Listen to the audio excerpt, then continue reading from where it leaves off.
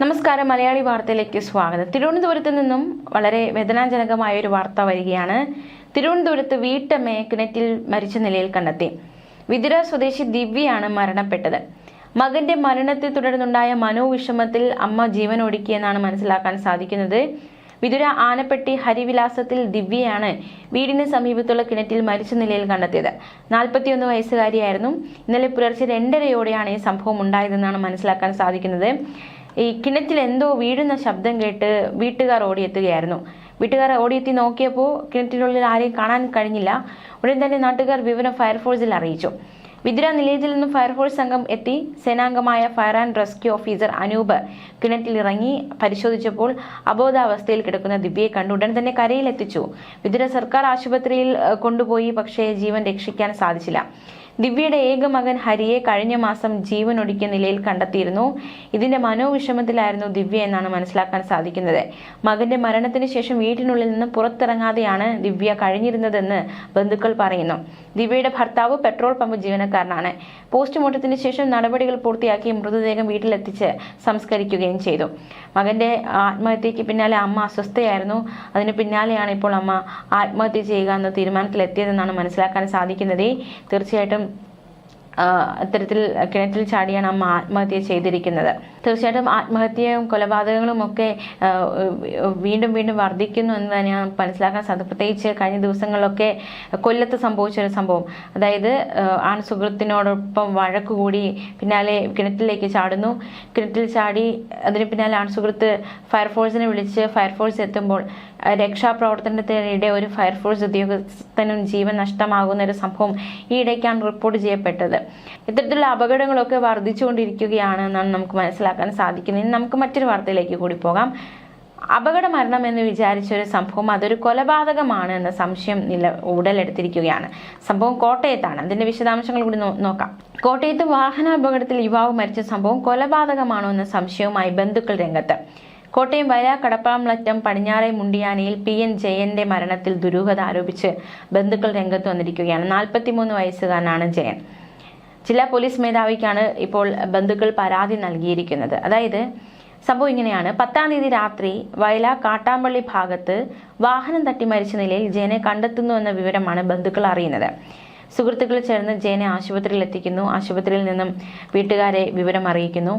ഏതോ വാഹനം തട്ടി വഴിയിൽ കിടന്ന ജയനെ ആശുപത്രിയിൽ എത്തിക്കുകയായിരുന്നു എന്ന് സുഹൃത്തുക്കൾ പറയുന്നു. എന്നാൽ സുഹൃത്തിന്റെ കാർ ഇടിച്ചാണ് ഈ അപകടം ഉണ്ടായത്, അല്ലെങ്കിൽ ജയൻ മരിച്ചത് സുഹൃത്തിന്റെ കാർ ഇടിച്ചാണ് എന്ന് പോലീസ് അന്വേഷണത്തിൽ കണ്ടെത്തുകയാണ്. അപ്പോൾ സുഹൃത്തുക്കളുടെ ആ വാദം അവിടെ പൊളിയുകയായിരുന്നു. മരണം സ്ഥിരീകരിച്ചതോടെ മൃതദേഹം കോട്ടയം മെഡിക്കൽ കോളേജ് ആശുപത്രി മോർച്ചറിയിലേക്ക് മാറ്റിയിരുന്നു.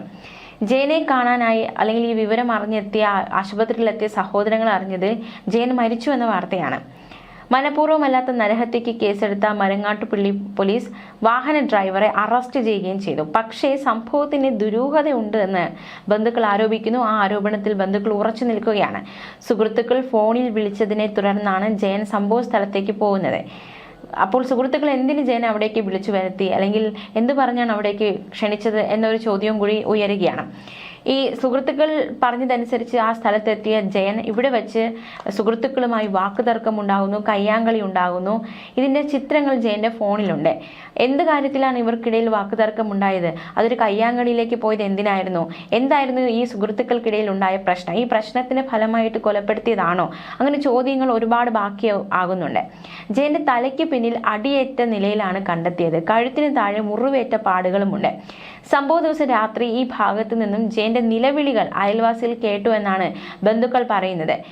മാത്രമല്ല കാറ് നെഞ്ചിലൂടെ കയറി വാരിയല് പൊട്ടിയായിരുന്നു ജയന്റെ മരണം സംഭവിച്ചിരിക്കുന്നത്. കാറ് പിന്നോട്ടെടുത്തപ്പോൾ റോഡിൽ കിടന്ന ജയനെ കണ്ടില്ല എന്ന് സുഹൃത്തുക്കൾ പറയുന്നു. പക്ഷേ ഇത് കള്ളമാണോ എന്ന ചോദ്യമാണ് ഉയരുന്നത്. കാരണം കാറിന്റെ മുൻ ചക്രങ്ങളാണ് ദേഹത്ത് കയറിയതെന്നും ടയറുകൾ രക്തക്കറ ഉണ്ട് എന്നും ബന്ധുക്കൾ ആരോപിക്കുന്നുണ്ട്.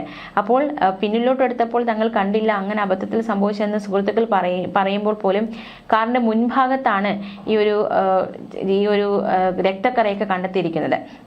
അപ്പോൾ തീർച്ചയായിട്ടും സുഹൃത്തുക്കൾ പറഞ്ഞത് അതും കള്ളമാണെന്ന് തെളിഞ്ഞിരിക്കുകയാണ്. ജയൻ ഉൾപ്പെടെ 8 പേരാണ് സംഭവ സ്ഥലത്തുണ്ടായിരുന്നത്. സുഹൃത്തുക്കൾ പരസ്പര വിരുദ്ധമായിട്ടാണ് വിവരങ്ങൾ നൽകുന്നത്.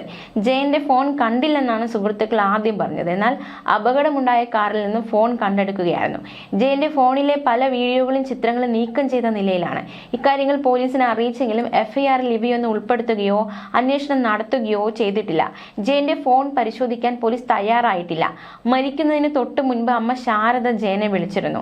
10 മിനിറ്റിനുള്ളിൽ വീട്ടിലെത്തുമെന്നാണ് ജയൻ അമ്മയോട് പറഞ്ഞത്.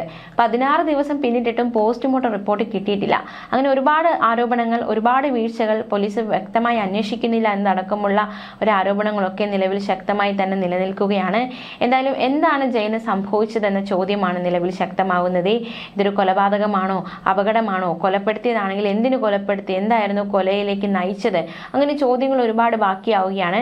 വിശദമായ അന്വേഷണത്തിലൂടെ ഒരു ഉത്തരത്തിലേക്ക് എത്താൻ സാധിക്കുമെന്ന് തന്നെയാണ് കരുതുന്നത്. സുഹൃത്തുക്കളെ വിശദമായി ചോദ്യം ചെയ്യുകയോ ആരോപണങ്ങൾ അന്വേഷിക്കുകയോ ചെയ്തിട്ടില്ല. ജയൻ അവിവാഹിതനാണ്. അമ്മ ശാരദയ്ക്കൊപ്പമാണ് താമസിച്ചിരുന്നത്. കേസിൽ വിശദമായ അന്വേഷണം വേണമെന്ന് ആവശ്യപ്പെട്ടാണ് അമ്മ ശാരദ നാരായണൻ, ജയന്റെ സഹോദരങ്ങളായ PN പ്രസാദ്, PN വിനോദ്, സഹോദര ഭാര്യ സന്ധ്യ എന്നിവർ ജില്ലാ പോലീസ് മേധാവിക്ക് പരാതി നൽകിയത്. പരാതി പാലാ DYSPക്ക് കൈമാറിയതായി SP അറിയിച്ചു. എന്തായാലും ഇതൊരു കൊലപാതകമാണോ എന്ന സംശയമാണ് നിലവിൽ ശക്തമാകുന്നത്. അതിനുള്ള എല്ലാ സാഹചര്യങ്ങളും ഉണ്ട് എന്നാണ്. അതായത് ഒരുപാട് കള്ളങ്ങൾ സുഹൃത്തുക്കളുടെ ഭാഗത്തു നിന്നുണ്ടാകുന്നു. അവർ ഒരുപാട് കള്ളങ്ങൾ പറഞ്ഞിരിക്കുന്നു. അതെല്ലാം അന്വേഷണത്തിൽ അത് കള്ളമാണെന്ന് കണ്ടെത്തിയിരിക്കുന്നു. അപ്പോൾ എന്തുകൊണ്ട് കള്ളം പറഞ്ഞു എന്ന ചോദ്യം നിലവിൽ ശക്തമാകുന്നു. എന്താണ് സംഭവിച്ചത്, എന്തുകൊണ്ട് ഇത്തരത്തിലൊരു അപായപ്പെടുത്തിയതാണെങ്കിൽ, കൊലപാതകമാണെങ്കിൽ എന്തുകൊണ്ട് അത്തരത്തിലൊരു അപായപ്പെടുത്തലേക്ക്, കൊലപാതകത്തിലേക്ക് നയിക്കപ്പെട്ടു? മാത്രമല്ല എന്തിന് ജയന്റെ ഫോണിലെ ചില ദൃശ്യങ്ങൾ, ഫോട്ടോകളൊക്കെ ഡിലീറ്റ് ആക്കിയിരിക്കുന്നു? എന്തിനാണ് അത് ചെയ്തത്? എന്തായിരുന്നു ആ ഫോണിൽ നിന്ന് ഡിലീറ്റ് ആക്കിയ കാര്യങ്ങൾ? അങ്ങനെ ചോദ്യങ്ങൾ ഒരുപാട് ബാക്കിയാവുകയാണ്. തീർച്ചയായിട്ടും അന്വേഷണത്തിലൂടെ, അല്ലെങ്കിൽ ബന്ധുക്കൾ ആവശ്യപ്പെട്ടതനുസരിച്ച് വ്യക്തമായ ഒരു അന്വേഷണം പോലീസിന്റെ ഭാഗത്തുനിന്നുണ്ടായി. എന്താണ് സംഭവിച്ചത് അടക്കമുള്ള കാര്യങ്ങൾ ഒരു വിശദീകരണം ഉണ്ടാകുമെന്ന് തന്നെയാണ് കരുതുന്നത്. ന്യൂസ് ഡെസ്ക് മലയാളി വാർത്ത.